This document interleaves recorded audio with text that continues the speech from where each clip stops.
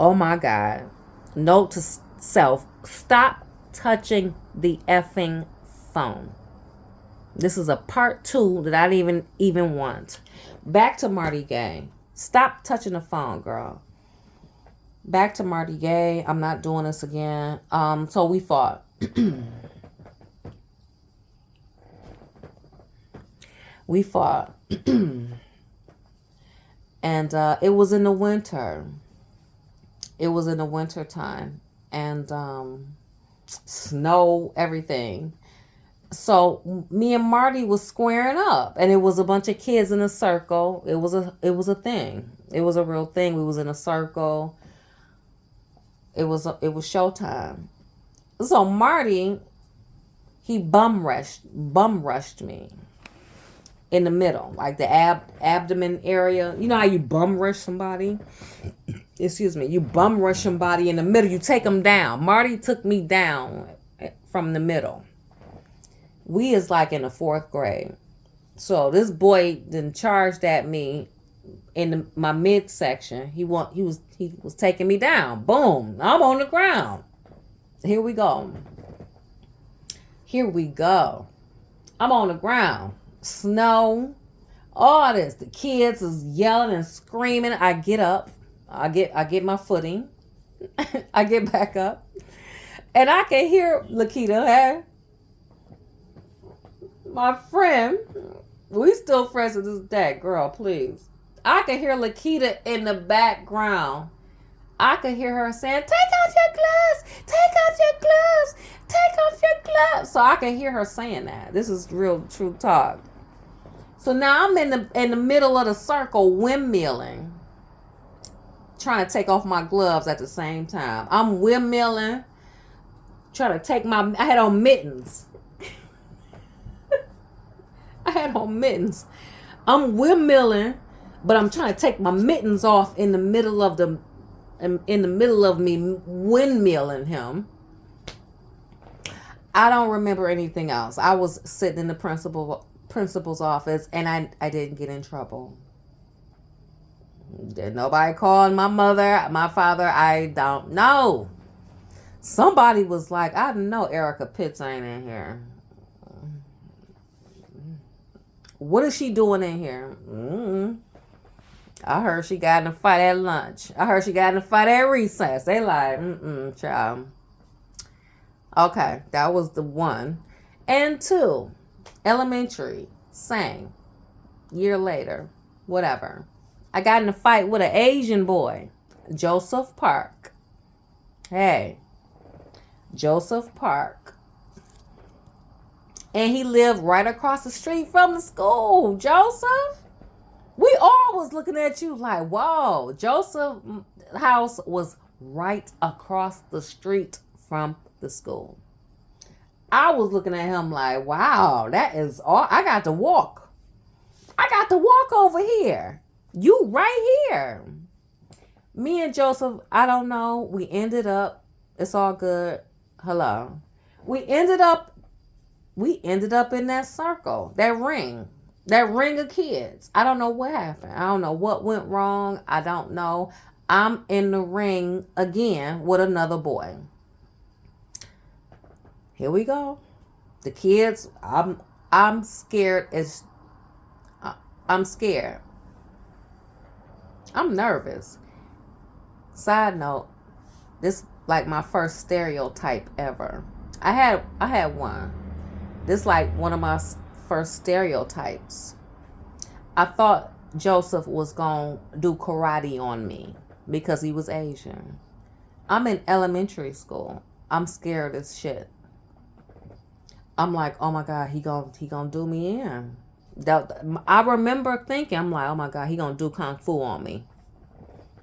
Sorry. That's what I was thinking. You know why? Because I grew up in a home with a brother. I had male cousins. They loved Bruce Lee. They loved kung fu movies. Kung fu. I just was on some stuff about getting flued in. That's ridiculous. Ladies, stop it. So I can't get that word flew out my mind. Kung fu. I grew up with male cousins and a brother, and they liked Bruce Lee and they watched that stuff. I was exposed to it. So I'm like, oh my God, this boy is about to hurt me. So I'm in the ring. Like, oh my God. He in the ring. He was probably just as scared as I was. Now, I'm in the ring. One student, I don't know, that's what he said, I'm going to say it. I heard a kid saying, a fight, a nigga in a way, a fight, a nigga in a way. This is the 4th grade. Don't get me started. I'm 48. This is still going on. I was pressured. I'm like, oh my God. Joseph wasn't even white. He was Asian. Where did the boy get that from? Inciting riot behavior. And all the kids was like, ah, ah. I was standing there like, oh my God, it's on. It's on. Oh my God, it's on. We both squaring up. I couldn't take it no more.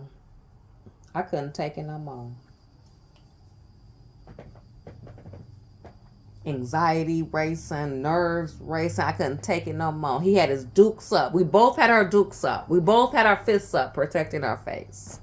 Both of us. Dancing around like two boxers in a ring. Ridiculous.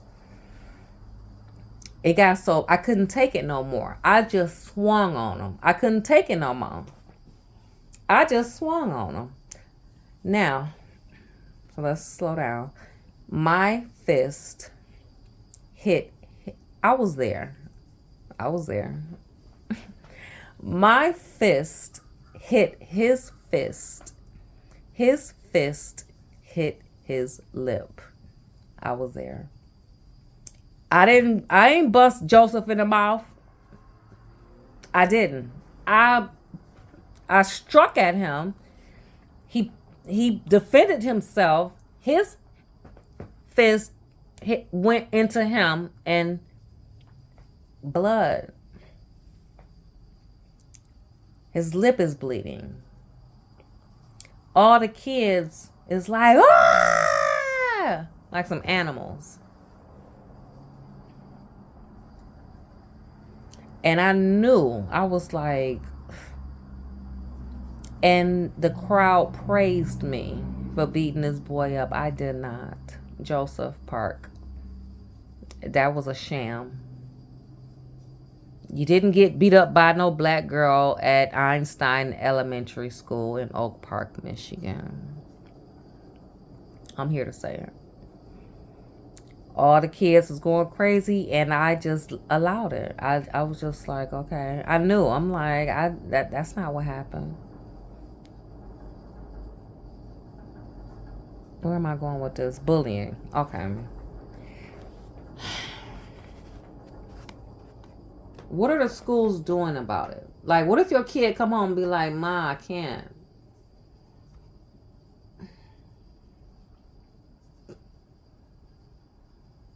CNN. Bullying at school. What parents can do to help victims and stop bullying? I don't know. There's a crisis of bullying in U.S. schools, and the solution is learning what to do before it happens. 1 in 5 students report being bullied. According to data from the National Center of Educational Statistics, the U.S. government website stopbullying.com. I just got there just before that. They had that pretty black girl on there, but I couldn't navigate. You put that pretty black girl on there with that beautiful hair. I can't even. Okay. Anyway, defines bullying behavior as an imbalance of power between predator and victim, and repeated or potential for repeated incidents. So listen, I've always said, this is what I say. If you got a bully at school, I had another bully. It was a boy bully, and I heard he got murdered many years ago. My condolences if that is true. But I had a bully, a male bully. I had a female. I had two bullies. The male bully, and as an adult, I say, you know what? When kids come to school and bully, I really believe. I think they get bullied at home. That's just my theory. It's my channel. I can say what they want. I think they get bullied at home and then they go to school and bully. It's a learned behavior. It's a learned behavior. When you see certain behaviors, you will mimic them, imitate them, do it. Why are you doing it? You ain't go to the 7-Eleven and learn how to bully. You ain't go to the 7-Eleven and learn how to abuse people.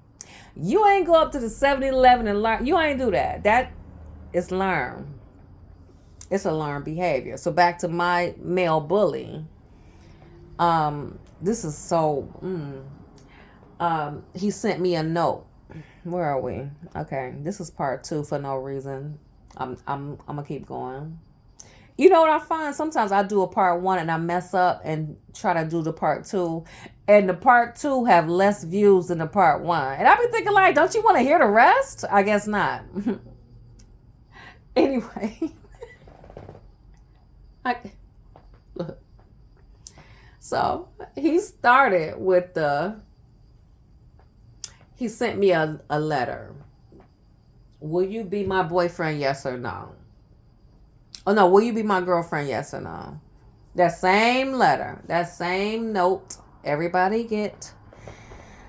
So somebody passed it to me. He did the whole thing. Will you be my girlfriend? Yes or no? He wrote. He drew the boxes out. Yes or no? I was like, ugh. As a child, I was like, don't mess with me. We all know. I don't know why we be acting. We be walking around this world acting like we don't know. Look, whatever. I straight up was like, nope. Sent the note back through the person that sent it to me. The middleman sent the note back. I opened it. It said, I'm going to kick your butt after school. Now, I'm not going to get into domestic violence right now because that's not where I'm going. But it's kind of a parallel a little bit when you notice different behaviors in children. So if your child is in elementary school already threatening violence, power, control, they doing this way earlier than you think, mom and dad. And you think they'd be like 30, you'd be like, well, goddamn, he did what? He punched her in the face. Look, he been punching people in the face. Stop. He been mistreating. Stop. All right. So when he sent that back to me, it was like, I'm kicking your butt after school. I was like, oh, Lord. Oh, sorry. He threatened to beat me up at lunch. That was the first attempt. Don't get me started. The first attempt of threatening violence, was at recess. So I was like, oh Lord. I was shaking in my boots. I'm like, oh my God. So what I did, they let us out for recess. I ain't going nowhere. I ain't playing. And I stood by the lunch lady with her big coat. I think it was cold outside. I don't know. She had a big coat. And I told the lady, the recess lady, the lunch lady, you know, they make them do all different types of jobs. She could have worked the lunch, the recess, the after school, pick up, daycare, drop off, whatever. The lady with the big coat, I said, so-and-so said he gonna beat me up. And the lady said, just stay right here. She said, just stay by me. And I said, okay. And I watched all the kids playing because I was in fear. Mm.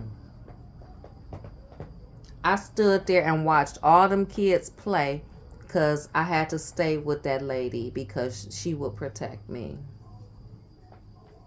Bullying. I had a female bully. This is the type of child that is overgrown. They're way bigger than everybody else. You got one. Maybe you was one. You or your kid or somebody you know is way, way, way bigger than the other children. They look awkward. Sorry. Your biggest. So, I don't know. She caught me in the hallway. She caught me in the hallway. I don't know. She caught me in the hallway, and I just dug deep, and I just was like, "Bring it!" I ain't say bring it. I probably told her like, "I don't care what you say. I don't care what you do." I don't know, cause I was assertive, small, so I probably said, "I don't care what you say. You ain't gonna hurt me." I probably said something, whatever. She didn't. She backed off. She backed off. And then the older I got, I started hearing stuff that said the bigger they are, the harder they fall. That it doesn't really bother me. I really don't care how big you are. First of all, I'll tire you out. What that comedian say? I'll run you around the car all day. You'll never catch me. I'll run you around the car all day. You're gonna be on one side of the car, I'm gonna be on the other side of the car. We're gonna do that all day. I'll run you out. I will make you tired. And then I'll do something. I got my own tricks. I got stuff that I'm not even gonna talk about. I'll do something to you. That's how I win the fight. We ain't gonna sit up here. You ain't gonna sit up here. What I will do is disarm you and then take you out. That's okay. All right. Sorry. Back to schools. Okay. Okay. Prevention is the heart of resolving bullying instead of waiting to respond once a more violent episode occurs or once many incidents escalate to a tragedy. StopBullying.com offers resources to schools on educating students about bullying as well as techniques for keeping lines of communication open between students and staff. But parents can play a key role in this effort. Now, what I've noticed, a lot of schools are empowering children to say, "Listen, this your friend." I've seen commercials. This your friend. Stick by them, stand up for them. I think that's good because kids do that. They do. You have that one kid may say, "Do not talk to my friend like that." And that one kid, you don't know, that one kid might have an understanding with their mother and father that says, "I'm not going to start no fights, but I'm going to finish it." You might have that one kid. "I'm not starting no fights, but this is wrong." That might be your kid. All right. I'm already upset about the part 1 and part 2. Most kids won't be comfortable interviewing to a help victim in the moment of fear of retaliation from a bully, but bystanders can still have a powerful and positive effect, not only by reporting the behavior, but also by talking to the victim privately afterwards. Coach your child to say something such as, quote, "I saw what happened and that wasn't right," unquote. Or, quote unquote, "It's not true what that person said about you." Affirming another student's worth, even privately, can help prevent the child from feeling completely like an outsider. And this goes for adults and children. You can be bullied by another adult. You can be bullied by your boss. You can be bullied by your children. You can be bullied by your parent. You can be bullied by your significant other. And we have a way of kind of not addressing it. And it's almost, when you think about it, it goes back. Oh, one more. I have to share this. I have another one. And this is why I am me. I am me. I'm half my mother and I'm half my father, and I'm so grateful to have their characteristics and their attributes. My mother, very loving, kind, sharing. Yes, yeah, Jean. Everybody love Jean. My father, David Pitts. They like, oh Lord, what he about to say? Oh, he said that. She with him. Yeah, that's me. I love both sides. I'm loving. I'm caring. And then oh, screw you. All right. Moving forward. Now, it's time to start a conversation about bullying with your children if you notice they get into verbal or physical fights, have friends who bully others, are increasingly aggressive, get sent to the principal's office or to detention frequently, have unexplained extra money or new belongings. Oh, you robbing. Oh, these behaviors. Okay. Blame others for their problems. Don't accept responsibility for their actions. Are competitive and worried about their reputation and popularity. These are children. Put this in an adult. It's the same. Oftentimes, there's something else happening with these kids. Maybe they've been bullied or don't even feel appreciated by their peers. Maybe there are challenges for them at home or in school, quote unquote. Pagano, Pagano. Somebody Pagano said. This can be an opportunity to get a child help and prevent future bullying. They will bully. They will continue to bully others. They can bully their children, their friends, their family. This is worldwide.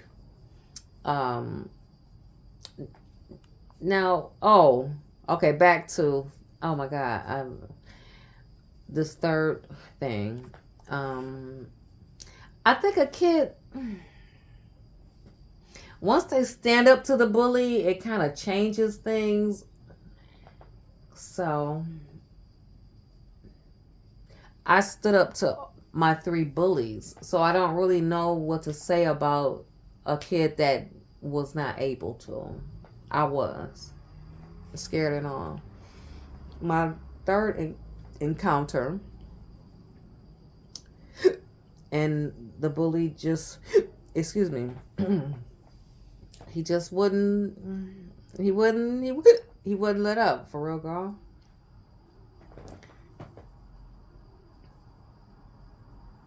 I cured hiccups in a last interview. I hope I don't have to do it. You can stop the hiccups. All right, I think I'm good. This last one, oh my God, he wouldn't stop. That's how it goes. They like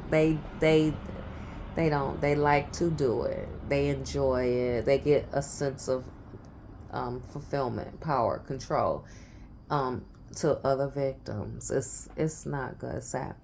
So, and look, if they doing it at school, your 45-year-old husband is doing it now. Your 50-year-old man, he doing it now. He was bothering me. I'm trying to walk. I'm trying to get home. You know, it's a crowd of us, so we all kind of live around each other. So we walk home in sections. A couple go this way, a couple go that way. You live over there, I live over here. You know, we kind of start out together, but as we walk, you live over there, I live over here. Your group breaks up. This person lived really close. So their way was my way. And he just...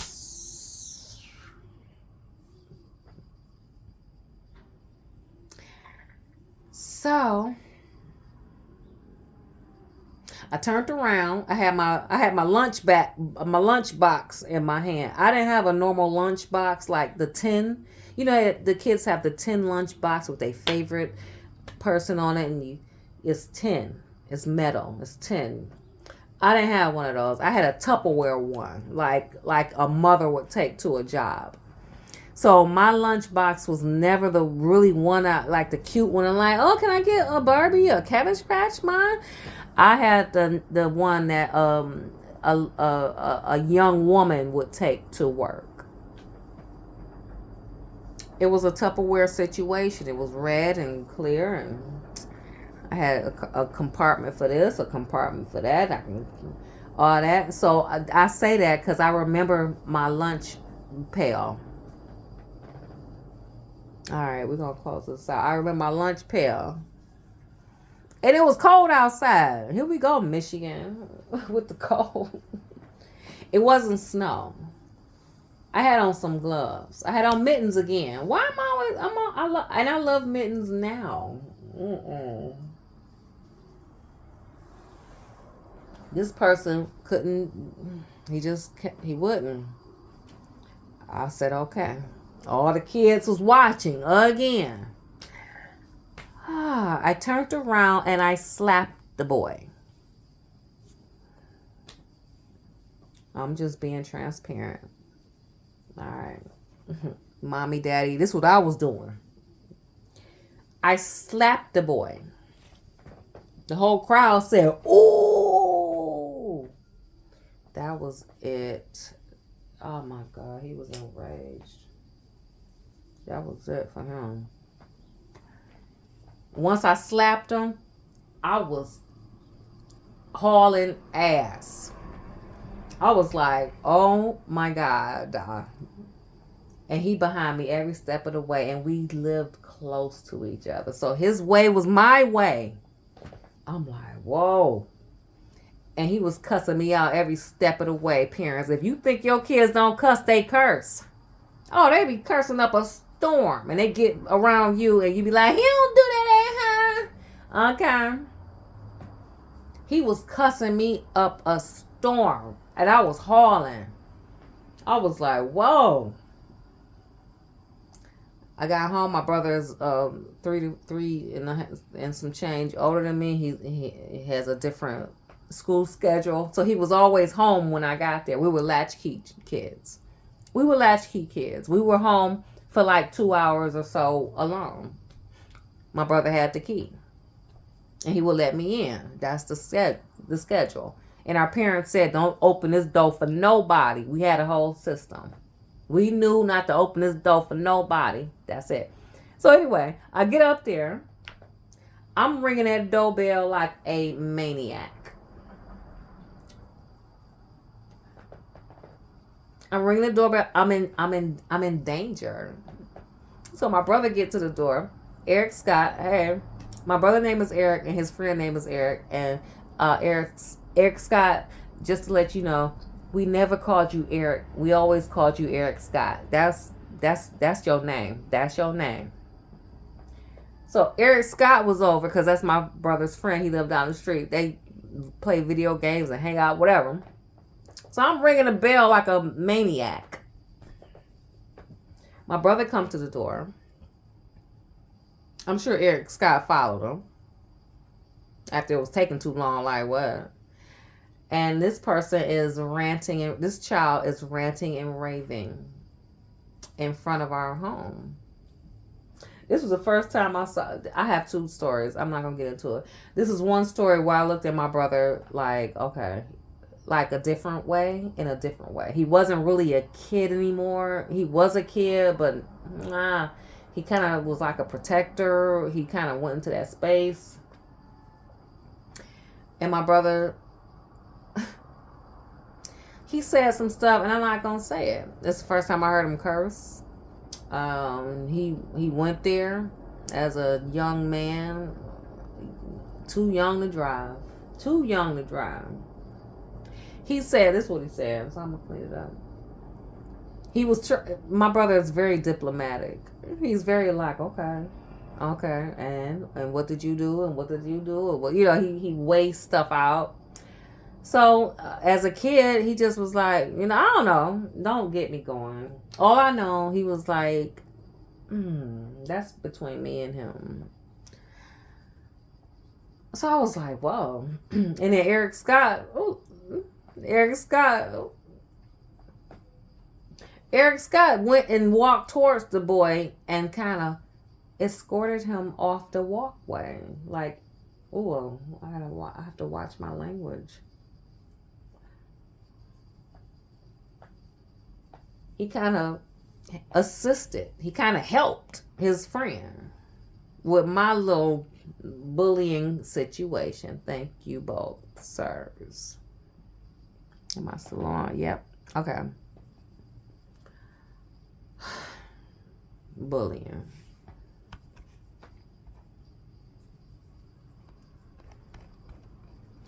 All right, I think I'm gonna call it quits. It's 6:38, y'all. It's 6:38. Don't ask me why I'm up. That's what I do. And then sometimes I just don't do it. All right, y'all.